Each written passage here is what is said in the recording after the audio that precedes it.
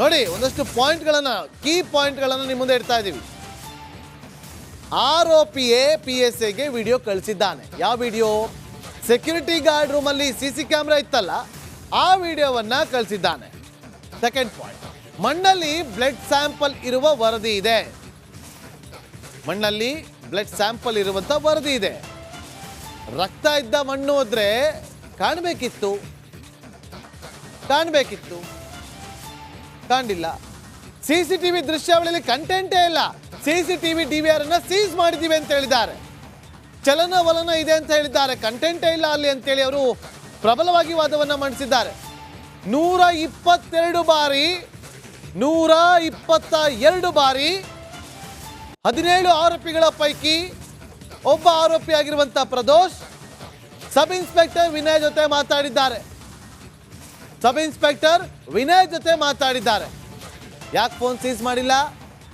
ಯಾಕೆ ವಿನಯ್ ಅವರ phone seize ಮಾಡಿಲ್ಲ? ಏನ್ ಕಾರಣ? ಇಲ್ಲಿ ಕೊಲೆ ಆಗಿದೆ ಅನ್ನುವ ವಿಚಾರವನ್ನ ಪ್ರದೋಷ್ ವಿನಯ್ಗೆ ಫೋನ್ ಮಾಡಿ ಹೇಳ್ತಾರೆ.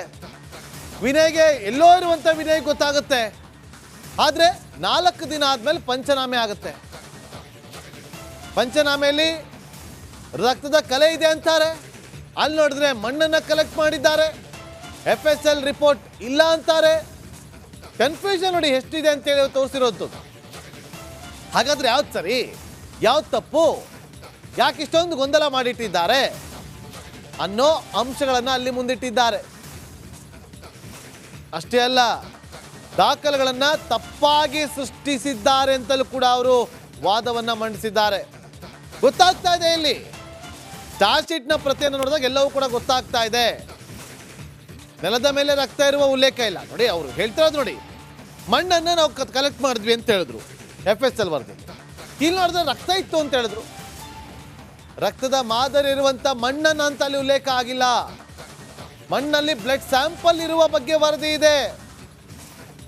ರಕ್ತ ಇದ್ದ ಮಣ್ಣು ಇದ್ರೆ ಕಾಣಬೇಕಿತ್ತು. ಯೂಶಲಿ ಕಾಣೋದಿಲ್ಲ. ಯಾಕೆ? 4 ದಿನ ಆದ್ಮೇಲೆ ಪಂಚನಾಮೆಗೆ ಹೋದ್ರು. ಆಗ ಪೊಲೀಸರು FSL ಟೀಮ್ನ ಕರ್ಕೊಂಡು ಹೋದ್ರು. 4 ದಿನ ರಕ್ತದ ಕಲೆ ಇರುತ್ತಾ? ಗೋಡೆ ಮೇಲೆ ಎಲ್ಲಾದ್ರೂ ಇದ್ರೆ ಅದೊಂದು ಸ್ವಲ್ಪ ಕಾಣುತ್ತೆ, ಮಣ್ಣಲ್ಲಿ ಇದ್ರೆ ಅದು ಮಿಕ್ಸ್ ಆಗೋಗಿರುತ್ತೆ. ಹಾಗಾಗಿ ಆ ಒಂದು ಇಡೀ ಮಣ್ಣನ್ನು ತಗೊಂಡು FSL ಅವರು ಕವರ್ಗೆ ಹಾಕೊಂಡು ಹೋಗಿ ಅದನ್ನ ಲ್ಯಾಬ್ನಲ್ಲಿ ಪರೀಕ್ಷೆಯನ್ನ ಮಾಡ್ತಾರೆ. ಸೊ ಹಾಗಾಗಿ ಇಲ್ಲಿ ನೋಡಿ ಅವರದೇ ಹೇಳ್ತಾ ಇರೋದು, ಯಾಕೆ ತಡ ಮಾಡಿದ್ರು 4 ದಿನ ಅಂತೇಳಿ. ಪ್ರದೋಷ್ ಫೋಟೋ ಕಳಿಸಿದ್ದ ಅಂತಾರೆ. ಈ ಬಗ್ಗೆ FSL ಅಲ್ಲಿ ರಿಪೋರ್ಟ್ ಇದೆ. ಆ FSL ರಿಪೋರ್ಟ್ ಚಾರ್ಜ್ ಶೀಟ್ ನಲ್ಲಿ ಉಲ್ಲೇಖ ಮಾಡಿದ್ದಾರೆ. ಇವರು ನಿಜವಾಗಿ ತನಿಖೆ ಮಾಡಿದ್ರೆ PSI ಫೋಟೋ ರಿಕವರಿ ಮಾಡಬೇಕಾಗಿತ್ತು. PSI ಫೋನ್ ಅನ್ನ ಸೀಸ್ ಮಾಡಬೇಕಾಗಿತ್ತು. ವಿನಯ್ ಅವರ ಫೋನ್ ಅನ್ನ ಸೀಸ್ ಮಾಡಿ ಅದನ್ನ FSL ಕಳಿಸ್ಬೇಕಿತ್ತು, ಅಥವಾ ಅದನ್ನು ರಿಟ್ರೀವ್ ಮಾಡುವಂತ ಕೆಲಸ ಆಗಬೇಕಿತ್ತು. ಆದರೆ ಇಲ್ಲಿ ಪೊಲೀಸರ ದಡ್ಡತನ ನೋಡಿ ಅಂತೇಳಿ ಪೊಲೀಸರ ತನಿಖೆಯ ದಡ್ಡತನದ ವಿಚಾರವನ್ನ ಕೋರ್ಟ್ ಹಾಲ್ನಲ್ಲಿ ಎತ್ತಿ ತೋರಿಸಿದ್ದಾರೆ CV ನಾಗೇಶ್ ಅವರು. ಕ್ಲಿಯರ್ ಕಟ್ ಆಗಿ ಹೇಳಿದ್ದಾರೆ, ಇದೆಲ್ಲವೂ ಕೂಡ ಸುಳ್ಳು, ಇದೆಲ್ಲವೂ ಕೂಡ ಸೃಷ್ಟಿಸಿರುವಂತ ದಾಖಲೆಗಳು.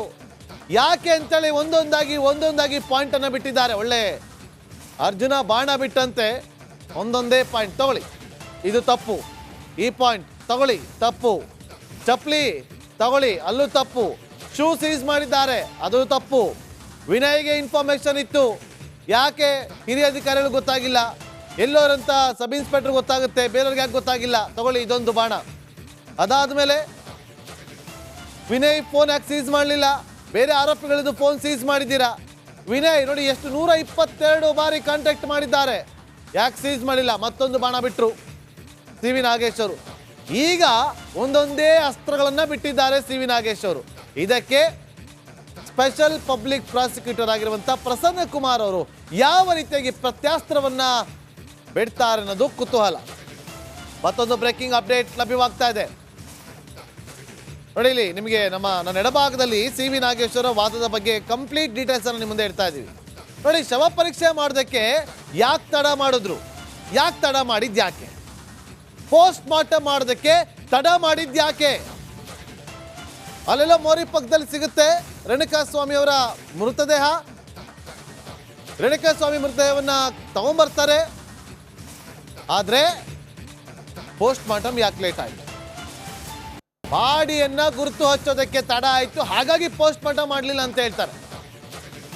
ನೋಡಿ, ಸಿ ವಿ ನಾಗೇಶ್ ಅವರ ಕೋರ್ಟ್ನಲ್ಲಿ ಬಿಟ್ಟಿರುವಂತಹ ಬಾಣಗಳು ಒಂದೊಂದೇ ಬಾಣ.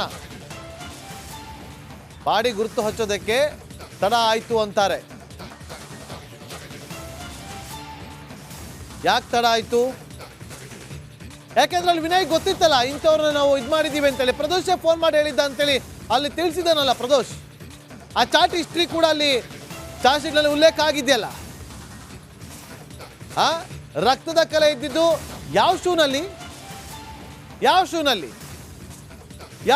ಇತ್ತು ಅಂತ ಪ್ರಶ್ನೆ ಮಾಡಿದ್ದಾರೆ. ಬಲ್ಗಾಲಿನ ಶೂನ, ಎಡಗಾಲಿನ ಶೂನ ಹೇಳಿ, ಉಲ್ಲೇಖ ಮಾಡಿ. ಅಲ್ಲಿ ಉಲ್ಲೇಖ ಮಾಡಿಲ್ಲ. ನಿನ್ನೆ ಒಂದು ವಿಚಾರವನ್ನು ಪ್ರಸ್ತಾಪ ಮಾಡಿದ್ರು, ನಾವಲ್ಲಿ ಚಪ್ಪಲಿ ಹಾಕೊಂಡಿರೋದು ಅಂತೇಳಿ ದರ್ಶನ್ ಹೇಳ್ತಾರೆ. ಇಲ್ಲಿ ನೋಡಿದ್ರೆ ಪೊಲೀಸ್ನವರು ಶೂ ಸೀಸ್ ಮಾಡಿದ್ದಾರೆ. ಹಣದ ವಿಚಾರ ಪ್ರಸ್ತಾಪ ಮಾಡಿದ್ದಾರೆ. ಹಣ, ನಾವು ಅದೆಷ್ಟೋ ಲಕ್ಷ ಹಣವನ್ನ ದರ್ಶನ್ ಮನೆಯಲ್ಲಿ ಸೀಸ್ ಮಾಡಿದ್ವಿ ಅಂತ ಹೇಳಿದ್ರಲ್ಲ, ಆ ಹಣ ಕೊಲೆ ಆಗೋದಕ್ಕಿಂತ ಮುಂಚೆ ಮೋಹನ್ ರಾಜ್ ಅವರು ದರ್ಶನ್ಗೆ ಸಾಲವನ್ನ ಕೊಟ್ಟಿದ್ರಂತೆ. ಮೋಹನ್ ರಾಜ್ ಸ್ಟೇಟ್ಮೆಂಟ್ ಇದೆ. ಆದ್ರೆ ಇಲ್ಲಿ ನೋಡಿದ್ರೆ ಹಣವನ್ನ ಇದಕ್ಕೆ ಕೃತ್ಯಕ್ಕೆ ಬಳಕೆ ಮಾಡಲಾಗಿದೆ ಅಂತೇಳಿ ತಿಳಿಸಿದ್ದಾರೆ. ಹೇಗೆ ಸಾಧ್ಯ ಇದೆಲ್ಲ? 40 ಲಕ್ಷ ಹಣ ಕೊಟ್ಟಿರೋದಾಗಿ ಮೋಹನ್ ರಾಜ್ ಹೇಳಿದ್ದಾರೆ. ಸಿ ವಿ ನಾಗೇಶ್ ಅವರ ವಾದವನ್ನು ನೋಡಿ, ಎಲ್ಲೆಲ್ಲಿ ಪಾಯಿಂಟ್ಗಳನ್ನ ಇಟ್ಕೊಂಡಿದ್ದಾರೆ ಅಂತೇಳಿ. ಎಲ್ಲೆಲ್ಲಿ ಪಾಯಿಂಟ್ಗಳಿದೆ, ಎಲ್ಲಿ ಯಾವ ವಿಚಾರವನ್ನ ಇಟ್ಟುಕೊಂಡು ಬಾಣ ಬಿಡಬೇಕು ಅಂತೇಳಿ ಅದನ್ನು ಇಟ್ಕೊಂಡಿದ್ದಾರೆ. ಸಾಕ್ಷಿಗಳಿಗೆ ಹಣವನ್ನ ಕೊಡೋದಕ್ಕೆ ತೆಗೆದುಕೊಂಡು ಹೋಗಿದ್ದಾರೆ ಅಂದಿದ್ದಾರೆ. ಇಲ್ಲಿ ಎಲ್ಲಿ? ಚಾರ್ಜ್ ಶೀಟ್ನಲ್ಲಿ. ಎಲ್ಲಿ ಹೇಳಿದ್ದಾರೆ? ಚಾರ್ಜ್ ಶೀಟ್ನಲ್ಲಿ ಹೇಳಿದ್ದಾರೆ.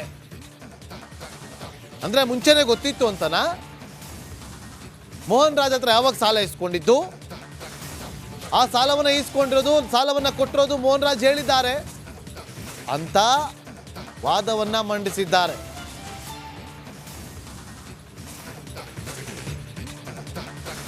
ಆರೋಪಿಯೇ PSIಗೆ ವಿಡಿಯೋವನ್ನ ಕಳಿಸಿದ್ದಾರಂತೆ. ನೋಡಿ, ಇಲ್ಲಿ ಎತ್ತಿ ಒಗಿತಾರಲ್ಲ, ಅದರ ಒಂದು ವಿಡಿಯೋ, CCTV ಫುಟೇಜ್ನ ಒಂದು ವಿಡಿಯೋ, ಇದೆಲ್ಲವನ್ನು ಕೂಡ ಪ್ರದೋಷ್ ವಿನಯ್ಗೆ ಕಳಿಸಿದ್ರು.